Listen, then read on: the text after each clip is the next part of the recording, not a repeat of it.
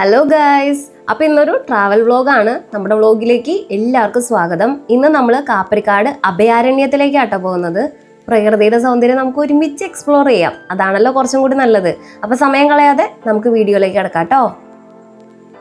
അങ്ങനെ നമ്മൾ നമ്മുടെ വണ്ടിയൊക്കെ പാർക്ക് ചെയ്തിട്ടുണ്ട് കേട്ടോ. ചെറിയൊരു പാർക്കിംഗ് ഫീ ഒക്കെ അവിടെ കൊടുക്കണം. പിന്നെ ഇവിടെ ഒരു എക്കോ ഷോപ്പ് ഉണ്ട് കേട്ടോ. കയറി വരുന്നോട് തന്നെ ഇവിടെ നമുക്ക് ചെറുതേനൊക്കെ വാങ്ങിക്കാൻ പറ്റും കേട്ടോ. ഇവിടെ പാലിക്കേണ്ടതായ നിർദ്ദേശങ്ങളൊക്കെ അവിടെ ബോർഡ് വെച്ചിട്ടുണ്ട്. അതൊക്കെ കറക്റ്റായിട്ട് വായിച്ച് നോക്കി പാലിച്ചിട്ട് വേണം കേട്ടോ ഇവിടെ നിന്ന് മുന്നോട്ടേക്ക് പോകാൻ. ഐ ലവ് അഭയാരണ്യം, എന്ത് രസമായിട്ട് അത് ചെയ്തു വെച്ചേക്കണേ. ഇവിടെ എത്തുമ്പോൾ ആദ്യം പാസ് എടുക്കാൻ ഒരു കൗണ്ടർ ഉണ്ട് കേട്ടോ. അങ്ങനെ ഞങ്ങൾ പാസ്സൊക്കെ എടുത്തിട്ടുണ്ട്. ഞങ്ങൾക്ക് 3 പേർക്കും പാസ് എടുത്തു. അന്നമോൾക്കും മോച്ചുവിനും പാസ് എടുത്തിട്ടില്ല കേട്ടോ, കാരണം അവർക്ക് 5 വയസ്സിന് താഴെയാണ് ഏജ്. ഇപ്പം നമ്മൾ ശലഭോദ്യാനത്തിലൂടെയാണ് പോകണത്. ഏകദേശം 70-ലധികം സസ്യങ്ങളുണ്ടെന്ന് അവിടെ ബോർഡിൽ എഴുതി വെച്ചിട്ടുണ്ട്. അത് മാത്രമല്ല, ഇവിടെയുള്ള വിവിധ ചിത്രശലഭങ്ങളുടെ ഫോട്ടോസും വിവരങ്ങളും ഒക്കെ അവിടെ നൈസ്ലി ഡിസ്പ്ലേ ചെയ്തിട്ടുണ്ട് കേട്ടോ. അതൊരു നല്ല കാര്യമായിട്ട് എനിക്ക് തോന്നി. ഇപ്പോൾ വെക്കേഷൻ ടൈം ആയതുകൊണ്ട് തന്നെ നല്ല തിരക്കും കാര്യങ്ങളൊക്കെ ഉണ്ടായിട്ടോ. പക്ഷേ ഇത്ര ചൂടത്ത് നിന്ന് പെട്ടെന്ന് ഇങ്ങനെ ഒരു കുളിരുള്ള സ്ഥലത്തേക്ക്, അല്ലെങ്കിൽ എന്താ പറയുക, നല്ല തണുപ്പുള്ള സ്ഥലത്തേക്ക് കയറുമ്പോൾ ഒരു വേറിട്ട ഫീൽ തന്നെയാണ് കേട്ടോ. ചൂടില്ലെന്നല്ല, പക്ഷെ പുറത്ത് നിൽക്കുന്നതിനെ അപേക്ഷിച്ച് ഇവിടെ നിൽക്കുമ്പോൾ അത്ര ഫീൽ ചെയ്യുന്നില്ല കേട്ടോ. എന്തായാലും നമുക്ക് ബാക്കി വിശേഷങ്ങൾ കണ്ടിട്ട് വരാം കേട്ടോ. നമ്മളിപ്പോൾ കാപ്രിക്കാട് മിനി സൂവിൻ്റെ അകത്തേക്ക് കയറി കഴിഞ്ഞു കേട്ടോ. ഇവിടെ നമുക്ക് മാൻ, മ്ലാവ്, ആന തുടങ്ങിയ ജീവികളൊക്കെ കാണാൻ പറ്റും. പ്രത്യേകിച്ച് ആനകളെ അടുത്ത് നിന്ന് നിരീക്ഷിക്കാൻ പറ്റും കേട്ടോ. അവരുടെ സ്വഭാവം, അവരുടെ മൂമെൻറ്റ്സ് ഒക്കെ കാണുന്നത് തന്നെ ഒരു വേറിട്ട അനുഭവമാണ്. ഇത് സാധാരണ ഒരു സൂ അല്ല കേട്ടോ, ഇതൊരു ആന വളർത്തൽ കേന്ദ്രം കൂടിയാണ്. മെരിങ്ങാത്ത കുറച്ച് അപകടകാരികളായ ആനകളെ ഇവിടെ ട്രെയിൻ ചെയ്യിപ്പിക്കാറുണ്ട്. മെല്ലെ മെല്ലെ അവരെ ശാന്തരാക്കുന്ന സ്ഥലം കൂടിയാണ് കേട്ടോ ഇത്. അതുകൊണ്ട് തന്നെയാണ് ഇവിടെ വരുന്നവർക്ക് ആനകളെ ഇത്രയും ക്ലോസ് ആയി കാണാൻ പറ്റുന്നത്. അത് തന്നെയാണ് ഇവിടുത്തെ മെയിൻ ഹൈലൈറ്റും. പ്രകൃതിയും ആനിമൽസും ഒരുമിച്ച് എൻജോയ് ചെയ്യാൻ പറ്റുന്ന ഒരു കിടിലൻ സ്ഥലമാണ് കേട്ടോ ഇത്. ഇപ്പോൾ നിങ്ങൾ കാണുന്നത് തന്നെയാണ് ഇതിൻ്റെ ബ്യൂട്ടിയും.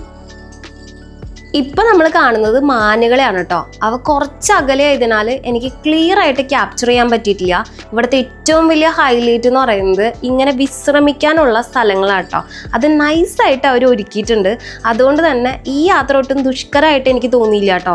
റിലാക്സ് ചെയ്ത് എൻജോയ് ചെയ്ത് പോകാൻ പറ്റുന്ന ഒരു പ്ലേസ് ആയിട്ടാണ് എനിക്കിത് തോന്നിയത്. നേരത്തെ നമ്മൾ കാണിച്ചില്ലേ, അതായത് മ്ലാവ്, അതുപോലുള്ള ചില അനിമൽസിനെ നമുക്ക് അടുത്ത് നിന്ന് കാണാനും പറ്റിട്ടോ. അങ്ങനെ പ്രകൃതിയെ ശരിക്കും ഫീൽ ചെയ്ത് ഒരു യാത്രാനുഭവമായി ഇത് മാറിയിട്ടുണ്ട്. ഇപ്പം എല്ലാവരുടെയും മുഖത്ത് കാണുന്ന ഈ സന്തോഷം തന്നെയാണ് ഈ യാത്രയുടെ റിയൽ ഹൈലൈറ്റ്സ്. ഇപ്പം നമ്മൾ ആനക്കുട്ടന്മാരുടെ അടുത്ത് എത്താൻ പോവാണ് കേട്ടോ. അവരുടെ അടുത്ത് എത്താറായെന്നുള്ളതിന് ഏറ്റവും വലിയ തെളിവാണ് ഈ ആനപ്പിണ്ടം. സത്യത്തിൽ ഞാൻ ഭയങ്കര എക്സൈറ്റഡ് ആണ് കേട്ടോ. നിങ്ങൾ വിചാരിക്കും ഈ ആനേനെ കാണുന്നത് ഇത്ര വലിയ കാര്യമാണോ എന്ന്. പക്ഷേ എനിക്കിതൊരു വലിയ ആനക്കാര്യം തന്നെയാണ്. ആദ്യം കണ്ടത് പാർവതിനെ കേട്ടോ. അവളുടെ പേര് കേട്ടപ്പോഴേ ഒരു പ്രത്യേക സന്തോഷമൊക്കെ തോന്നി. പാർവതിയോ, ആനയ്ക്ക് പാർവതി എന്ന് പേരൊക്കെ ഇടുമോ എന്നൊക്കെ തോന്നി കേട്ടോ. അങ്ങനെ ഓരോ ആനകളുടെ വികൃതിയും സ്വഭാവം ഒക്കെ നോക്കി നിന്ന് കുറച്ച് നേരം അതൊക്കെ ആസ്വദിച്ചു കേട്ടോ. അവരെ അടുത്ത് നിന്ന് കാണുമ്പോൾ ശരിക്കൊരു വേറിട്ട ഫീലാണ്. പക്ഷെ തിരക്ക് കൂടിയതുകൊണ്ട് ഞങ്ങൾ അവിടെ നിന്ന് പതിയെ മാറിയിട്ടുണ്ട്. ഇപ്പോൾ വീണ്ടും ഒന്ന് വിശ്രമിക്കാൻ വേണ്ടി ഒരു നല്ല റെസ്റ്റിംഗ് പ്ലേസിൽ ഇരിക്കുകയാണ് കേട്ടോ. സത്യം പറയാലോ, ഇവിടെ ഒരുക്കിയിരിക്കുന്ന ഈ വിശ്രമ കേന്ദ്രങ്ങൾ വളരെ യൂസ്ഫുള്ളാണ്. നന്നായി വിശ്രമിച്ച് വീണ്ടും യാത്ര തുടങ്ങാൻ പറ്റും. കുറേ ദൂരം നടക്കാനുള്ളതുകൊണ്ട് ഇങ്ങനൊരു സൗകര്യം ഇവിടെ അത്യാവശ്യം തന്നെയായിരുന്നു കേട്ടോ. വിശ്രമം കഴിഞ്ഞ് ഇപ്പോൾ നമ്മൾ പതുക്കെ നടക്കുന്ന ആനകളെ കുളിപ്പിക്കുന്ന കടവിലേക്കാണ് കേട്ടോ. ഇവിടെ ഇറങ്ങിപ്പോയി കാണാനൊന്നും പറ്റില്ല, എന്നിരുന്നാലും അതൊക്കെ ഒന്ന് കണ്ട് ആസ്വദിക്കാമല്ലോ എന്ന് വിചാരിച്ച് അവിടേക്ക് നടക്കുന്നതാണ്. അവിടെ രക്തചന്ദനത്തിൻ്റെ തോട്ടം ഉണ്ട് കേട്ടോ. അത് മാത്രമല്ല, നമുക്ക് വിശ്രമിക്കാനും കുഞ്ഞുങ്ങൾക്ക് കളിക്കാനും ഒരു നല്ല ഏരിയ ഒരുക്കിയിട്ടുണ്ട്. ഊഞ്ഞാലാടാനും ചെറിയ ആക്ടിവിറ്റീസ് എൻജോയ് ചെയ്യാനും പറ്റുന്ന ഒരു സ്പേസാണ് കേട്ടോ അത്. സത്യം പറയാലോ, അവിടെ നിന്നപ്പോൾ ബാല്യത്തിലേക്ക് തിരിച്ചുപോയൊരു ഫീലായിരുന്നു കേട്ടോ. ചെറുപ്പത്തിലേക്ക് ഒന്ന് ഇറങ്ങിപ്പോയ പോലെ. കുടുംബത്തോടൊപ്പം ചെലവഴിച്ച ആ സമയം ശരിക്കും വിലമതിക്കാനാവാത്ത ഒന്നായിരുന്നേ. കുറേ നേരം ഞങ്ങളുടെ ഫാമിലി ടൈം എൻജോയ് ചെയ്തു. എൻ്റെ പപ്പ അധികം യാത്രകൾ ചെയ്യാത്ത ആളാണ്, പക്ഷെ പുള്ളിക്കും ഈ സ്ഥലം വളരെ ഇഷ്ടപ്പെട്ടു. അതുകൊണ്ടാവാം ഈ യാത്ര ഒരു സാധാരണ ട്രിപ്പ് മാത്രമല്ല, മനസ്സിനോട് ചേർത്ത് വെക്കുന്ന ഒരു ഓർമ്മയായി മാറിയിട്ടോ. കുഞ്ഞിലെപ്പോഴോ ഊഞ്ഞാലിലൊക്കെ ഇരുന്ന് ആടിയതാട്ടോ. ആ ഒരു എക്സൈറ്റ്മെൻറ്റിൽ ചാടിക്കേറി വേഗം ഊഞ്ഞാലിലിരുന്നതാണ്. കുഞ്ഞു പിള്ളേർ നോക്കിയിരിക്കില്ലേ, ഒരാൾ ഇറങ്ങിയിട്ട് വേറൊരാൾ കയറാൻ വേണ്ടി. അങ്ങനെയൊക്കെ ആ ചേച്ചിമാർ ഇറങ്ങിയിട്ട് കയറാൻ ഞാൻ കുറേ നോക്കിയിരുന്ന കേട്ടോ. എനിക്ക് ഊഞ്ഞാൽ കിട്ടിയത് ആദ്യം അന്നമോളെ മടിയിലിരുത്തി ആട്ടി, അത് കഴിഞ്ഞിട്ട് മോച്ചും പപ്പയൊക്കെ ഇരുന്ന് ആടിട്ടോ. അത് കഴിഞ്ഞിട്ട് ഞാൻ ഒറ്റയ്ക്ക് ആടണം എന്ന് പറഞ്ഞു, അങ്ങനെ ആടിട്ടോ. എൻ്റെ സന്തോഷം കാണുമ്പോൾ നിങ്ങൾ വിചാരിക്കും ഇവളെന്തു ഈ കാട്ടുന്നതെന്ന്. പക്ഷേ സത്യം പറയാലോ, ഹൃദയത്തിൽ നിന്ന് വന്ന സന്തോഷമാണ് ആ കാണുന്നത്, ഉണ്ടാക്കി സന്തോഷിക്കണതല്ല കേട്ടോ. അത് നിങ്ങൾക്ക് ചിലപ്പോൾ ഇത് കാണുമ്പോൾ അറിയാൻ പറ്റുമായിരിക്കും. അങ്ങനെ പപ്പയൊക്കെ ദേ ഇതിലിരുന്ന് കുറേ നേരം ആടുന്നുണ്ടായിരുന്നു. ഞങ്ങൾ ഇതിലിരുന്ന് ഫോട്ടോസും കാര്യങ്ങളൊക്കെ എടുത്തു കേട്ടോ. എനിക്ക് സത്യം പറഞ്ഞാൽ ഇത് എന്താണെന്ന് മനസ്സിലായിട്ടുണ്ടായിരുന്നില്ല. അപ്പോഴാണ് അമ്മ പറഞ്ഞത് കൊച്ചങ്ങളൊക്കെ കിടത്തി കഴിഞ്ഞ് കഴിഞ്ഞാൽ ഇങ്ങനെ തൊട്ടിലാട്ടണ പോലെ ആട്ടാൻ പറ്റുമെന്ന്. പിന്നെ അന്നമോൾക്ക് പാല് വേണമെന്നൊക്കെ പറഞ്ഞപ്പോൾ നമ്മൾ അവിടെ ഇരുന്ന് പാലൊക്കെ കൊടുത്തിട്ടുണ്ട്. മോച്ചുവിന് വെള്ളമൊക്കെ കൊടുത്തു കേട്ടോ. മോച്ചുവിനും അന്നാമ്മയ്ക്കും വെള്ളം കൊടുത്തപ്പോഴാണ് കേട്ടോ അവിടെ സൈഡിലൂടെ കടവിലേക്ക് ഇറങ്ങാനുള്ള വഴി കാണുന്നത്. പുഴയുടെ സൈഡിലേക്ക് നമുക്ക് മുഴുവനായിട്ട് ഇറങ്ങാൻ പറ്റിയില്ലെങ്കിലും കാണാനും ആസ്വദിക്കാനും പറ്റും. കുറച്ചുകൂടി അടുത്ത് പോയി കാണാമല്ലോ എന്ന് വിചാരിച്ചിട്ട് ഞങ്ങൾ അവിടേക്ക് പോയിട്ടുണ്ടായിരുന്നേ. അവിടെയും വിശ്രമിക്കാൻ ഇതുപോലെ നല്ല സ്ഥലങ്ങളൊക്കെ ഒരുക്കിയിട്ടുണ്ടായിരുന്നു.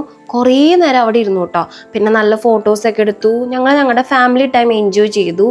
കുറേ നേരം വർത്താനമൊക്കെ പറഞ്ഞ് ആ നിമിഷത്തിൽ ഞങ്ങൾ അങ്ങ് ജീവിച്ചു. പിള്ളേർക്കാണെങ്കിൽ വെള്ളം കണ്ടതിൻ്റെ ഭയങ്കര സന്തോഷം ഉണ്ടായിരുന്നു. അവരുടെ സന്തോഷം കാണുമ്പോൾ നമുക്ക് സന്തോഷം വരുമല്ലോ. പിന്നെ കുറച്ചുകൂടി മുന്നോട്ട് പോയി കുറേ നേരം നല്ല കാറ്റൊക്കെ കൊണ്ടിരുന്നു കേട്ടോ. സത്യത്തിൽ ഈ സമയത്ത് വന്നത് വളരെ നല്ല തീരുമാനമായിരുന്നു. ചൂട് അത്രയും ഫീൽ ചെയ്തില്ല കേട്ടോ. പുഴയുടെ സൈഡ് ആയതുകൊണ്ട് തന്നെ നല്ല കാറ്റൊക്കെ കിട്ടുന്നുണ്ടായിരുന്നു. അവസാനം ഞങ്ങളൊരു മിൽക്ക് സർബത്തൊക്കെ കുടിച്ചു കേട്ടോ. അത് സത്യം പറഞ്ഞു കഴിഞ്ഞാൽ ഉള്ളൊക്കെ ഒന്ന് തണുപ്പിച്ചു. ഈ യാത്ര കൂടുതൽ റീഫ്രഷ് ആക്കി മാറ്റിട്ടോ. മിൽക്ക് സർബത്തൊക്കെ കുടിച്ച് നേരെ നോക്കണത് ഈ പാർക്കിലേക്കാണ് കേട്ടോ. പിന്നെ പിള്ളേരുടെ കാര്യം പറയണ്ടല്ലോ, ഒരെണ്ണത്തിലിരിക്കുമ്പോൾ അടുത്തേൽ കയറണം, ഒരെണ്ണത്തിലിരിക്കുമ്പോൾ അടുത്തേൽ കയറണം, അങ്ങനെയായിരുന്നു കേട്ടോ. മാറി മാറി ഓടി നടന്ന് കയറുന്നുണ്ടായിരുന്നേ. മോച്ചുവിന് ഒരുപാട് മാറ്റങ്ങൾ വന്നിട്ടുണ്ട് കേട്ടോ. അതെനിക്ക് ഈ വീഡിയോ എടുക്കുന്ന സമയത്തൊക്കെ മനസ്സ് നിറഞ്ഞുകൊണ്ടിരിക്കുകയായിരുന്നു. കാരണം അവൻ പിള്ളേരൊക്കെ അധികം ഉണ്ട്, ആൾക്കാരൊക്കെ ഉണ്ടെങ്കിൽ ഈ ഒരു സാധനത്തിലും കയറില്ലായിരുന്നു കേട്ടോ. ഇതൊന്നും എൻജോയ് ചെയ്യില്ലായിരുന്നു. പക്ഷെ ഇപ്പം അവൻ കുറേ മാറ്റങ്ങൾ വന്നു. അവൻ ഇതിലൊക്കെ കയറുന്നുണ്ടായിരുന്നു കേട്ടോ. ഓടിച്ചാടി നടക്കുന്നുണ്ടായിരുന്നു.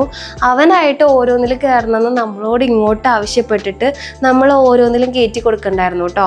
പിന്നെ ഏറ്റവും വലിയ പ്രശ്നം എന്താണെന്ന് വെച്ച് കഴിഞ്ഞാൽ ഇവരെ ഇതിലിരുത്തി കഴിഞ്ഞ് കഴിഞ്ഞാൽ ഇതിൽ നിന്ന് കൊണ്ടുപോകാൻ കുറച്ച് ബുദ്ധിമുട്ടാണ്. ഇവർ വീട്ടിലേക്ക് വരുന്നില്ല എന്നൊക്കെ പറഞ്ഞ് കുറേ നേരം വാശി പിടിക്കണ്ടായിരുന്നു കേട്ടോ.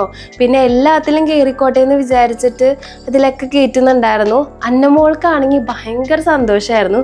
മോച്ചുവിന് അത് അത്ര ഫീൽ ചെയ്തിട്ടില്ല കേട്ടോ. പിന്നെ ആന ഇറങ്ങി എന്നൊക്കെ പറഞ്ഞിട്ടാണ് കേട്ടോ അവരെ നമ്മൾ അവിടെ നിന്ന് പതുക്കെ തിരിച്ചു കൊണ്ടുവന്നത്. നമ്മൾ യാത്ര തുടങ്ങിയത് എവിടെയാണോ അതേ സ്ഥലത്ത് തന്നെ ഇപ്പം തിരിച്ചെത്തിയിട്ടുണ്ട് കേട്ടോ. അങ്ങനെ നമ്മുടെ ഈ യാത്ര ഇവിടെ അവസാനിക്കുകയാണ് കേട്ടോ. സത്യം പറയാലോ, മനസ്സ് നിറഞ്ഞൊരു യാത്രയായിരുന്നു ഇത്. പ്രകൃതിയും കുടുംബവും ചെറിയ ചെറിയ സന്തോഷങ്ങളും ചേർന്ന ഒരു മനോഹരമായ അനുഭവം കേട്ടോ. ഒരുപാട് ഓർമ്മകൾ സമ്മാനിച്ച ഒരു ദിവസം തന്നെയായിരുന്നു ഇത്. ഇതുപോലെ നല്ല നല്ല യാത്രകളുമായിട്ട് പുതിയ വീഡിയോ ആയിട്ട് ഞാൻ വീണ്ടും വരുന്നതായിരിക്കും. വീഡിയോ ഇഷ്ടപ്പെട്ട ലൈക്ക് ചെയ്യാനും ഷെയർ ചെയ്യാനും ചാനൽ സബ് ചെയ്യാനും മറക്കല്ലേ കേട്ടോ. എല്ലാവർക്കും നന്ദി. വീണ്ടും കാണാം.